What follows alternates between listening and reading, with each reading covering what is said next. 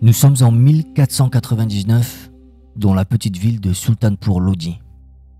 L'aube n'a pas encore teinté le ciel et un homme d'une trentaine d'années s'avance vers les eaux calmes de la rivière Kalibain. Son nom est Nanak. Dans la communauté, son visage est familier.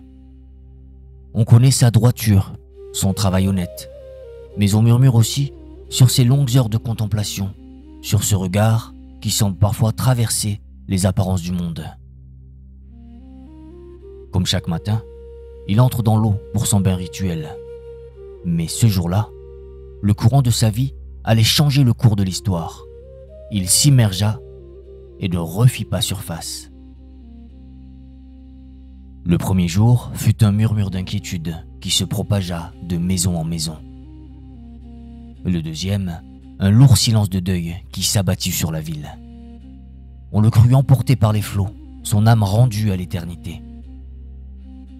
Puis, au matin du troisième jour, alors que tout espoir s'était éteint, une silhouette émergea de la brume, sur la rive. C'était lui, Nanak. Mais ce n'était plus tout à fait le même homme. Il était transfiguré.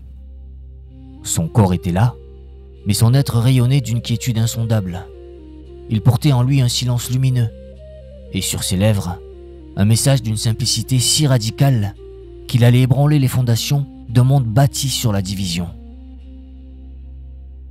Pour comprendre le feu qu'il portait en lui, il faut d'abord connaître le monde de glace qu'il venait de fissurer. C'était dans le Pendjab du XVe siècle que je vous demande de poser le pied, un instant. Une terre de contraste, carrefour des caravanes et des conflits. C'était un territoire fragmenté, où les hommes naissaient déjà séparés par des murs invisibles, mais plus solides que la pierre. Le mur des castes hindous, qui dictait votre valeur avant même votre premier souffle. Le mur entre les souverains musulmans et leurs sujets, qui faisait du nom de Dieu une bannière de pouvoir plutôt qu'un appel à l'amour. C'est dans ce climat de friction, dans cette atmosphère de dogmes rigides, que la quête de Nanak a pris racine, non pas dans les livres, mais dans l'observation silencieuse du cœur humain. Et c'est là, je crois, que son histoire vient vous toucher, au-delà des siècles, car la parole de cet homme, né il y a plus de 500 ans, ne s'est jamais vraiment éteinte. Elle n'est pas une relique du passé, elle est une source vive, proposant une voie d'unité là où nous ne voyons que des fractures. Une voie de service désintéressé, là où règne l'égoïsme. Elle est, voyez-vous, une réponse d'une pertinence bouleversante à la quête de sens qui hante notre propre époque. Les grands fleuves, avant de sculpter les vallées, naissent de sources discrètes, presque invisibles. Il en est de même pour les grandes âmes. La quête de Nanak n'a pas commencé dans le fracas d'une révélation, mais dans le murmure d'une enfance contemplative, au cœur du village de Talwandi. Je vous parle d'un enfant dont les jeux étaient des silences et dont les jouets étaient les étoiles, alors que les autres enfants remplissaient le ciel de leurs cris et de leurs courses. Lui remplissait son âme de la sagesse des anciens et de la compagnie des ascètes errants qui passaient par là. Sa curiosité, voyez-vous, n'était pas celle de l'écolier qui cherche des réponses. C'était la soif de l'âme qui pose des questions. Il observait les hommes et leurs prières, leurs rituels et leurs peurs. Il ne cherchait pas à apprendre les règles du monde, mais à en comprendre la chanson. Il sentait déjà, avec la clarté pure de l'enfance, une dissonance entre les gestes sacrés que les hommes accomplissaient et la vérité qui dormait, intacte, au plus profond de leur cœur. Et un jour, le monde des traditions est venu frapper à la porte de son âme. Il avait alors 11 ans. Et l'heure était venue pour lui de recevoir le janéon, le fil sacré de coton que les garçons des castes supérieures portent pour marquer leur appartenance. La famille était réunie. Le prêtre récitait les mantras et le fil, symbole de privilège et de séparation, était prêt à être passé sur son épaule. Mais la main de Nanak ne se tendit pas. Le silence se fit, et dans ce silence, la voix claire d'un enfant s'éleva, non pas avec la colère de la rébellion, mais avec la sérénité de la vérité. Il regarda le prêtre et lui demanda doucement: « Ce fil, ô sage homme, peut-il se rompre sous le poids des jours? Peut-il se souiller de la poussière du chemin? Peut-il brûler dans le feu du bûcher final ?» Le prêtre, décontenancé, ne put que hocher la tête. Alors Nanak poursuivit: « S'il est périssable, quel bien véritable peut-il faire à l'âme, qui, elle, ne connaît ni la rupture, ni la souillure, ni la cendre? Donnez-moi plutôt, dit-il, un fil tissé dans la compassion pour toute créature, un fil tressé avec le contentement du cœur, un fil blanchi par la vérité et noué par la maîtrise de soi. Celui-là, je le porterai, car ce fil-là, ni le temps ne peut l'user, ni la mort ne peut le défaire. » Par cet acte d'une simplicité désarmante, cet acte de désobéissance spirituelle, le jeune Nanak a enseigné au monde une leçon éternelle. Il vous a enseigné, et il m'a enseigné, que la vérité n'est pas une parure que l'on porte sur soi, mais une source que l'on découvre en soi. Le rite extérieur, s'il n'est pas l'écho d'une conviction profonde, n'est qu'un fil de coton, fragile et vain. Mais la vertu cultivée, dans le secret du cœur, elle, est un lien indestructible avec l'éternité. Revenons à cette rivière, à cet homme qui a traversé le voile du visible. Que s'est-il passé durant ces 3 jours et ces 3 nuits où le monde le pleurait? Je ne peux vous l'offrir en mots, car ce fut une expérience au-delà des mots. Son corps était dans l'eau, mais son âme a quitté les rives du temps. Il n'a pas lutté contre le courant, il est devenu le courant. Il n'a pas cherché la lumière, il a compris qu'il était la lumière. Ce ne fut pas une noyade, voyez-vous, mais une dissolution. La petite goutte de son ego s'est fondue dans l'océan infini de l'un, dans la source silencieuse de toute création. Et lorsqu'il est revenu à la conscience du monde, lorsqu'il a posé de nouveau le pied sur la terre des hommes, il n'a pas rapporté une doctrine complexe ou un livre de loi. Il a rapporté une certitude. Une certitude aussi simple et aussi vaste que le ciel au-dessus de vos têtes. La première parole qui franchit ses lèvres ne fut pas une explication ni un récit de son voyage. Ce fut une déclaration, pure et tranchante comme un diamant, qui vient fendre en deux les illusions d'une époque. Il dit simplement: « Na koi hindou, na koi musalman ». Il n'y a ni hindou, ni musulman. Écoutez bien cette parole, car elle n'est pas ce qu'elle semble être. Ce n'était pas une négation. Nanak ne venait pas effacer les belles couleurs dont les hommes parlent leur foi. Il ne vous demandait pas de renoncer à votre héritage ou au chant que votre mère vous a appris. Non. Il vous invitait à regarder plus profondément. À voir que sous le vêtement de l'hindou et sous le vêtement du musulman bat le même cœur humain. Il vous disait que devant l'immensité de la source, les étiquettes que nous nous donnons sont comme des noms écrits sur le sable. La marée de la vérité finit toujours par les effacer, ne laissant que la plage unie de notre humanité commune. Nous sommes, avant toute chose, une seule et même famille. Cette vision, il a ensuite distillée en une seule semence de son, en un seul souffle qui contient l'univers tout entier. C'est le mantra qui, aujourd'hui encore, ouvre le grand livre de sa sagesse. Ik Onkar. Un seul créateur, une seule réalité. Comprenez bien la révolution contenue dans ce souffle. Ce n'est pas une affirmation qui fonde une nouvelle religion, mais une libération qui abolit les distances. Si le Créateur est un, alors il est partout et en tout. Il est dans la prière du sage et dans le rire de l'enfant. Il est dans votre souffle et dans le silence entre vos pensées. Vous n'avez plus besoin d'intermédiaires, de prêtres ou de temples pour le trouver. La source sacrée ne se trouve pas au sommet d'une montagne lointaine, inaccessible. Elle coule en vous, ici et maintenant. Une vérité reçue dans le silence de l'âme ne peut demeurer captive. Telle une source qui jaillit de la terre, elle doit devenir rivière et couler pour nourrir le monde. Ainsi, après sa communion avec l'un, Nanak n'a pas bâti d'école dans son village. Il n'a pas érigé de murs pour protéger sa sagesse. Au contraire, il a dénoué les lacets de ses sandales et a fait de la route sa seule demeure. Il est devenu un pèlerin, un semeur de silence. Avec pour seule compagnie son ami Mardana, un musicien qui savait faire chanter les secrets du cœur avec son instrument. Il a entamé ses longs voyages. Je vous demande d'imaginer ces deux silhouettes marchant sur les sentiers du monde. Ils ont traversé les pics glacés du Tibet et les jungles humides de Ceylan.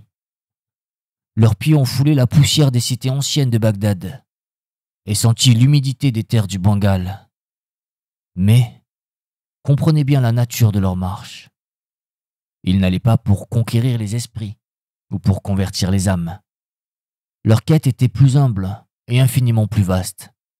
Ils allaient pour écouter, pour dialoguer, pour s'asseoir avec les sages de toutes les traditions et reconnaître, dans leurs voix si différentes, l'écho d'un seul et même chant.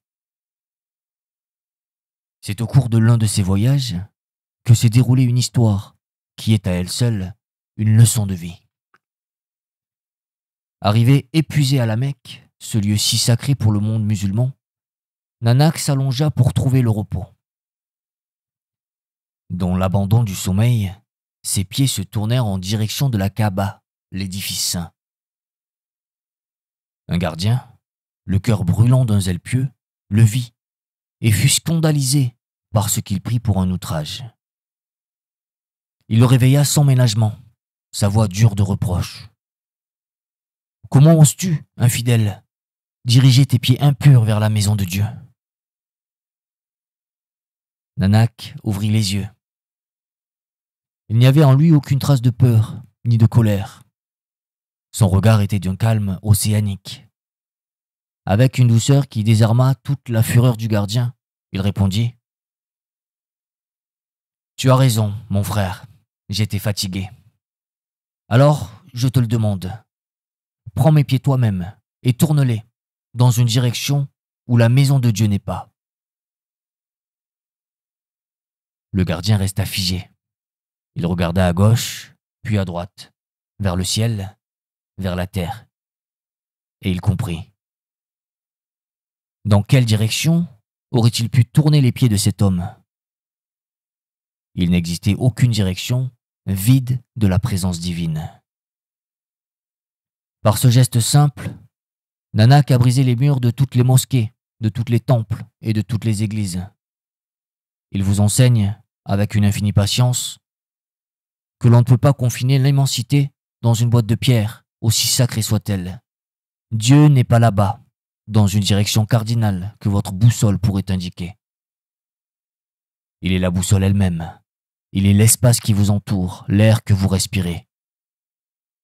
Le sol sous vos pieds est saint. Le ciel au-dessus de votre tête est saint. Et la seule prière véritable est de marcher en ce monde, en le sachant.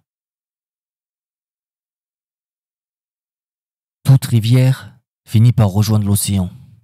Et tout voyageur, même le plus infatigable, finit par trouver un lieu où poser son cœur. Après des années à parcourir le monde, les pieds de Nanak se sont arrêtés. Il déposa le bâton du pèlerin, non pas par lassitude, mais par accomplissement. Il ne se retira pas dans une grotte pour méditer sur ses souvenirs. Il fonda une communauté, un village qu'il nomma Kartarpur, la cité du Créateur. Et là, il accomplit l'acte le plus radical de tous. Lui Le maître révéré, le gourou, redevint un homme de la terre. Il ôta ses habits de voyageur et enfila ceux du fermier. Il prit la charrue, sema le grain et attendit la moisson sous le même soleil que ses disciples. Par ce geste, il vous a transmis son enseignement le plus profond. La véritable spiritualité ne consiste pas à fuir le monde, mais à le labourer avec amour. Le chemin vers l'éternité ne se trouve pas en lévitant au-dessus de la vie, mais en s'enracinant dignement en elle. De cette terre de Kartarpur, 2 graines de sagesse ont germé. Il les a offertes à tous ceux qui voulaient bien écouter. La première se nomme Kirat Karo. Gagner sa vie honnêtement. Il vous enseignait que le travail de vos mains, qu'il s'agisse de tisser un vêtement, de forger un outil ou de cultiver un champ, n'est pas une simple corvée pour survivre. C'est une méditation en mouvement. C'est une prière offerte au monde. Des mains qui travaillent avec intégrité et dévouement sont aussi sacrées que des mains jointes dans un temple. La seconde graine est l'autre versant de la même montagne. Elle se nomme Van Chako. Partager avec les autres les fruits de son labeur. Car à quoi bon remplir sa grange si la maison du voisin reste vide? La richesse qui n'est pas partagée est une eau stagnante, tandis que la générosité est une rivière qui purifie tout sur son passage. De ce principe est née la plus belle des institutions, le langar. C'était une cuisine communautaire, mais en vérité, c'était bien plus que cela. Dans une société brisée par les castes et les croyances, des hommes et des femmes s'asseyaient côte à côte sur le même sol. Le riche propriétaire et le paysan sans terre. La femme de haute caste et l'homme que la société disait intouchable. Le musulman, l'hindou, le voyageur de passage. Tous, absolument tous, partageant le même pain, buvant la même eau, servis par des mains anonymes. Le langar n'était pas un acte de charité, car la charité peut parfois humilier. C'était un acte de fraternité. C'était la preuve vivante, quotidienne, que les murs entre les hommes ne sont que des ombres projetées par l'ignorance. C'était la poésie de l'unité, transformée en un repas simple et chaud. Car une vie juste, vous disait-il, est un chant à 2 voix, celle du travail qui nourrit le corps et celle du partage qui libère l'âme. Ainsi s'achève notre marche sur les traces de Nanak, mais son chant, lui, ne s'arrête pas. Si vous deviez n'emporter que 3 perles de son trésor, je vous offrirai celle-ci. Ce sont les 3 piliers sur lesquels il a bâti sa vie, 3 clés pour ouvrir la porte d'une existence juste et équilibrée. La première est Nam Japo, la méditation sur le nom unique. C'est le silence intérieur où vous vous souvenez de la source, l'encre qui maintient votre âme en paix au milieu des tempêtes du monde. La deuxième est Kirat Karo, le travail honnête de vos mains. C'est la prière en action, la dignité de contribuer à la grande tapisserie de la vie par un labeur intègre. La troisième est Van Chako, le partage altruiste de vos fruits. C'est le fleuve de la compassion qui empêche votre cœur de devenir un marécage d'égoïsme. Ces 3 clés, voyez-vous, ne sont pas séparées. Elles forment une seule et même musique. Se souvenir de l'un, servir le monde et partager avec l'autre. L'héritage de Guru Nanak n'est pas un ensemble de dogmes figés dans la pierre. C'est une flamme vivante, une lignée de conscience qui s'est transmise à travers 9 autres maîtres, donnant naissance à la voie que l'on nomme le sikhisme. Mais son souffle a voyagé bien au-delà de ses frontières.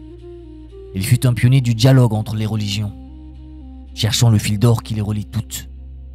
Il fut un révolutionnaire de la justice sociale, dénonçant l'oppression des femmes et l'absurdité du système des castes, à une époque où de telles paroles étaient impensables.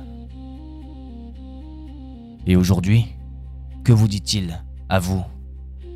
Sa sagesse ne vous demande pas de gravir une montagne ou de vous retirer du monde. Elle vous invite à une action d'une simplicité désarmante. Cherchez la lumière divine, non pas dans les cieux lointains, mais dans les yeux de chaque personne que vous rencontrez. Appliquer sa philosophie, c'est oser démanteler les murs de nos propres préjugés. C'est pratiquer la générosité sans jamais tenir de compte.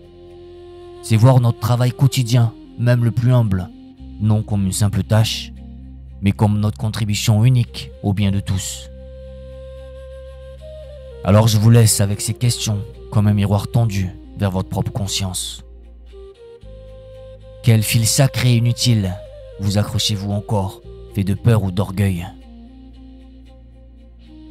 Dans quelle direction, rigide et limitée, orientez-vous encore votre jugement, oubliant que la présence divine emplit tout l'espace? Je vous remercie chaleureusement pour votre écoute attentive et pour avoir partagé ce voyage spirituel.